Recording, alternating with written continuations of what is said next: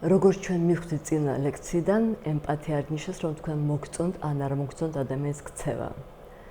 და არ ნიშნავს, რომ თქვენ ამართლებთ ან აკრიტიკებთ ადამიანის ქცევას. ზოგჯერ დამნაშავე უნდა დაესაჯოს, მაგრამ ემპათია ნიშნავს, რომ თქვენ ხვდებით, რომ ადამიანის ქცევის უკან არის კონკრეტული მიზეზები. გარდა იმისა, ემპათია ნიშნავს, რომ თქვენ ხვდებით ეგრეთ წოდებული ემოციური დეტექტივი და ცდილობთ მიხვდეთ, რას გრძნობს ადამიანი ამა თუ იმ სიტუაციაში. მოდი მოგიყვები ერთ ისტორიას კახაზე. კახა მიიღო შეთავაზება შეასრულოს დიჯეის როლი თავის მეგობრის დაბადების დღეზე. დიჯეობა არის კახას ჰობი, თუმცა ეს იყო მისი პირველი გამოსვლა სხვა ადამიანების წინ. კახა ძალიან ნერვიულობდა, გამოსვლა არ გამოვიდა კარგი, არავის მოეწონა კახას მუსიკა და ყველამ თქვა, რომ კახას შესრულება მთელი წვეულება გააბუჯა. რა თქმა უნდა, კახა იყო ძალიან ცუდ მდგომარეობაში. რა თქმა უნდა, კახა იყო ძალიან ცუდ ხასიათზე. როგორ შეგიძლიათ გამოხატოთ ემპათია ამ შემთხვევაში? შენ შეგიძლია უთხრა კახას. არა უშავს, ყველაფერი კარგად იქნება. ეგ არის ყველაზე არაემპათიური ფრაზა, რადგან კახა არის ცუდ ხასიათზე და არ განიხილავს ასეთ პოზიტიურ სურათს იმ მომენტში. შენ შეგიძლია მისცე კახას რჩევა და უთხრა, იცი რა, შენ ადგილს უფრო მეტად ვივარჯიშებდი და ამის შემდეგ დაუკრავდი.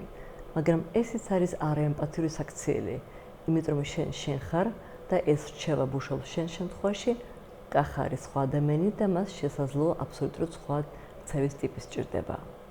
შენ შეგიძლია უთხრა კახას, მე რა, მე როცა პირველად ვიყავი სცენაზე, იცი რა დამემართა? ესიც არის არაემპათიური ფრაზა, იმიტომ რომ ამ შემთხვევაში შენ გადაგაქვს ყურადღება შენ პერსონაზე. შენ შეგიძლია უთხრა კახას, იცი რა, დიჯეობა ზოგადად ძალიან რთულია და არ იღელვა თუ არ გამოგივიდა პირველად.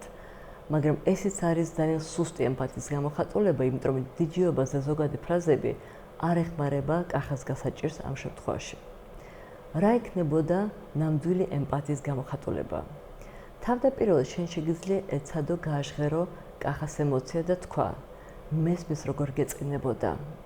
შემდეგ ეცადე გამოიყენო ემოციური დეტექტივის უნარჩვევები და ჩაიკითხო კახას, თუ მას ეს არ აღიზიანებს, კითხო, როგორ ხდებოდა ეს, კონკრეტულად რა მოხდა იმ საღამოს და ამის შემდეგ შენ შეგიძლია ძალიან ფრთხილად შესთავაზო კახას დახმარება და თანადგომა და უთხრა, თუ გინდა, შემდეგ ჯერ მეც წაბოლო შენთან ერთად.